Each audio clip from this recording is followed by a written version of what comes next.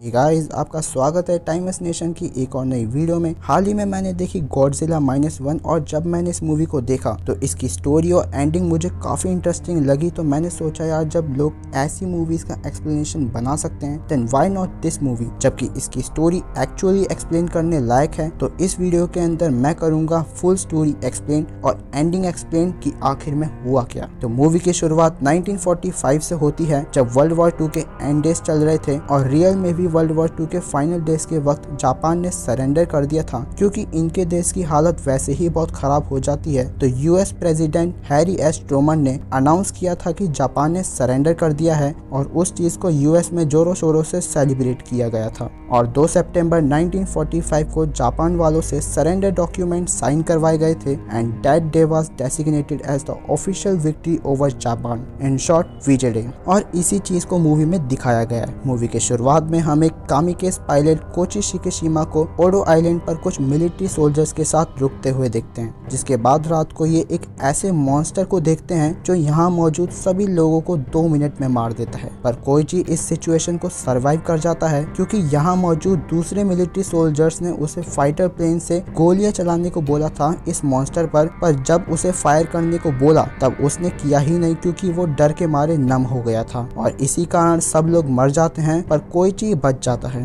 दिसंबर 1945 में ये अपने शहर पहुंचता है टोक्यो, जहां इसके घर वाले भी मर ही चुके होते हैं जंग के दौरान। वहीं इसे अपनी पड़ोसन मिलती है जिसका नाम सुमिको ओटो होता है, जो इस पर गुस्सा होती है क्योंकि उसके सभी बच्चे इस वॉर में मर चुके थे। तो वो इससे कहती है कि इसने वॉर के वक्त कुछ किया नहीं, अगर इसने कुछ किया होता तो शायद उसके बच्चे मरते नहीं। आगे हमें एक फीमेल कैरेक्टर दिखाई जाती है जिसका नाम नोरिको ओशी होता है और इसके पास एक एडॉप्टेड चाइल्ड होता है जिसको ये दोनों मिलकर रेस करते हैं। और इसकी पड़ोसन भी इस बच्चे के पालन पोषण में मदद करती है because she has experience of raising 3 childrens. आगे हम देखते हैं कि कोइची को भी कोई हाई इनकम जॉब मिल जाती है, पर इसको करने में रिस्क बहुत होता है। ये लोग सी में बिछाए कर माइंसों को डिस्ट्रॉय करते हैं। अब यहाँ तक तो सब सही चल रहा था, पर इसके बाद हमें पता चलता है कि जो मॉन्स्टर ओडो आइलैंड पर आया था उसी मॉन्स्टर पर यूएस वालों ने 1946 में एक न्यूक्लियर बॉम्ब फोड़ दिया था। अब इस मॉन्स्टर को ग्रो होने के लिए रेडिएशन की जरूरत होती है और आप सभी को पता है कि न्यूक्लियर बॉम्ब में कितना सारा रेडिएशन होता है और इसी की वजह से इस मॉन्स्टर का साइज बहुत ज्यादा बढ़ जाता है। और हाँ सॉरी दोस्तों, मैं बताना भूल गया कि इस मॉन्स्टर का नाम गॉडजिला है। जब ओडो आइलैंड पर ये आता है तो वहाँ इसे एक आदमी इसी नाम से बुलाता है। अब दिक्कत ये होती है कि गॉडजिला जापान के टोक्यो की तरफ बढ़ रहा होता है और अपने आगे आने वाली हर चीज को डिस्ट्रॉय करता जाता है। कोइची अपने घर पर आता है और उसे पता चलता है कि नोरिको ने भी एक जॉब ढूंढ ली है, पर इस बात से कोइची थोड़ा नाराज होता है क्योंकि वो चाहता नहीं होता है कि नोरिको अपने लिए एक जॉब ढूंढकर इंडिपेंडेंट होकर उसे छोड़ ना दे।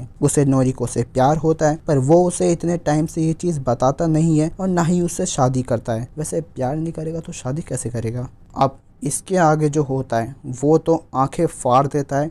गॉडजिला टोक्यो पहुंचकर जो तबाही मचाता है भयंकर, और डिस्ट्रक्शन के बीच कोइची और नोरिको एक दूसरे को बचाते हैं, पर गॉडजिला अपनी एटॉमिक ब्रेथ मारता है तब नोरिको मारी जाती है, पर ये कोइची को बचा लेती है। और भाई इस सीन पर गॉडजिला का टेरर दिखाया जाता है कि किस लेवल का खतरनाक मॉन्स्टर है ये और क्या कर सकता है। और इसकी एटॉमिक ब्रेथ से एक और परेशानी खड़ी हो जाती है कि जितने एरिया में कि एटॉमिक ब्रेथ का असर होता है उतने एरिया में हाई अमाउंट ऑफ रेडिएशन फैल जाती है जो ह्यूमंस को मार सकती है। गॉडजिला के इतने खतरनाक हमले को देखकर लोगों की उम्मीद ही खत्म हो जाती है। उन्हें लगता है कि इसे मारना तो नेक्स्ट टू इम्पॉसिबल है, पर जापान के लोग हार नहीं मानते और यहाँ के लोग एक ऐसी टेक्नोलॉजी बनाते हैं जो शायद गॉडजिला को मार दे और सभी सोल्जर्स के साथ एक प्लान बनाते हैं। पर शुरुआत में कोई भी इनका साथ नहीं देता क्योंकि सभी लोगों को लगता है कि जब हम उसे मार ही नहीं सकते तो उससे बेफालतू में लड़ने का क्या फायदा। और काफी लोग इनका साथ देने से मना कर देते हैं, पर कुछ इनकी मदद करते हैं और इन्हीं के साथ कोइची भी होता है क्योंकि उसे नोरिको की मौत का बदला लेना है। आगे हम देखते हैं कि कोइची को एक फाइटर प्लेन प्रोवाइड किया जाता है, पर यह काफी पुराना होता है इसलिए चलता नहीं है। इसीलिए कोइची अपने जान पहचान के टैलेंटेड मैकेनिक को बुलाता है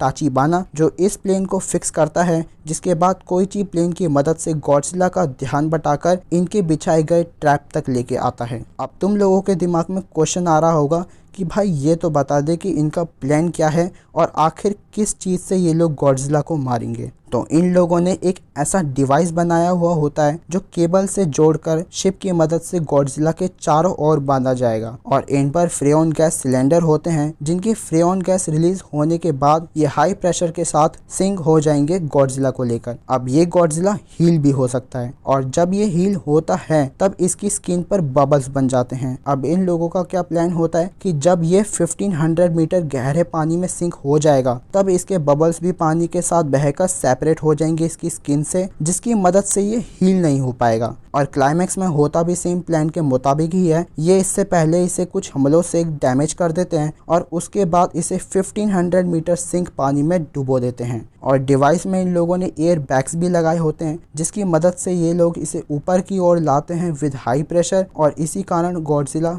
हील नहीं कर पाता। और इससे पहले कि ये इनके ऊपर एटॉमिक ब्रेथ फायर करता उतने में ही कोइची आकर अपने प्लेन से इजेक्ट होकर अपना प्लेन इसके मुंह में घुसाकर फोड़ देता है, जिसके बाद फाइनली ये गॉडजिला मर जाता है। अब वीडियो बंद करके जाना मत क्योंकि मूवी के लास्ट में गजब का प्लॉट ट्विस्ट है। कोइची को पता चलता है कि नोरिको अभी मरी नहीं है, वो हॉस्पिटल में जिंदा है। पर कहानी यहीं खत्म नहीं होती। जब नोरिको कोइची से गले मिलती है तब हम इसके गले पर एक अजीब सा निशान उभर आते देखते हैं और इसके बाद हमें दिखाया जाता है कि गॉडजिला अभी मरा नहीं है, उसका बचा हुआ पार्ट दोबारा से रीजनरेट हो रहा है। अब एंडिंग में यही समझ में नहीं आता कि नोरिको की गर्दन पर निशान आने का मतलब क्या है। तो जहाँ तक मुझे लगता है ये गॉडजिला ऐसा नहीं है जैसा कि अभी तक हमने बाकी मूवीज में गॉडजिला को देखा है। जहाँ तक मुझे लगता है कि इस गॉडजिला के रेडिएशन से लोग इन्फेक्ट होते हैं, क्योंकि मूवी के शुरुआत में भी हमें दिखाया जाता है कि कोइची को ओडो आइलैंड पर कुछ अजीब सी फिश दिखाई देती हैं। वैसे ये वाला सीन मैंने शुरुआत में बताया नहीं था ताकि मैं आपको वीडियो के लास्ट तक एंगेज कर सकूं। तो ये जो इन्फेक्टेड फिश हैं ये इसको 2 बार दिखाई देती हैं जब जब गॉडजिला आने वाला होता है। तो इसका मतलब हो सकता है कि इस गॉडजिला की हार्मफुल रेडिएशन से बाकी जीव जंतु इन्फेक्ट होते हों। और जब टोक्यो में गॉडजिला ने एटॉमिक ब्रेथ मारी थी तो नोरिको इसके हमले से घायल हुई थी, मरी नहीं थी। और इसीलिए हो सकता है कि ये इसकी रेडिएशन से इन्फेक्ट हो गई हो या फिर कुछ और भी हो सकता है। देखो ये एक थ्योरी है, क्योंकि अगर रेडिएशन ही इसका रीजन होता तो यहाँ पर तो कोइची भी मौजूद था, तो रेडिएशन से तो वो भी इन्फेक्ट होना चाहिए था। पर हाँ ये भी हो सकता है कि कोइची यहाँ से थोड़ी देर बाद ही चला गया था और क्या पता नोरिको घायल काफी देर तक वहाँ रही हो जिसकी वजह से रेडिएशन का इफेक्ट उसके ऊपर होने लगा हो। और अगर ये लोग कुछ ऐसा सेटअप कर रहे हैं तो सेकंड पार्ट में ये चीज देखने में काफी ज्यादा मजा आएगा कि इस चीज को ये लोग पुल ऑफ कैसे करेंगे। और मुझे तो नहीं लगता कि सेकंड पार्ट में ये किसी और टाइटन को लाएंगे गॉडजिला से लड़वाने के लिए। मुझे लगता है कि ये सेकंड पार्ट में भी इसी को ही एक्सप्लोर करेंगे और ज्यादा अच्छे से। अब ये थ्योरी गलत होगी या सही है तो वक्त ही बताएगा। अगर वीडियो में मजा आया हो और कुछ एक्स्ट्रा जानने को मिला हो तो लाइक करना, शेयर करना, सब्सक्राइब करना। मिलते हैं अगली वीडियो में। बाय।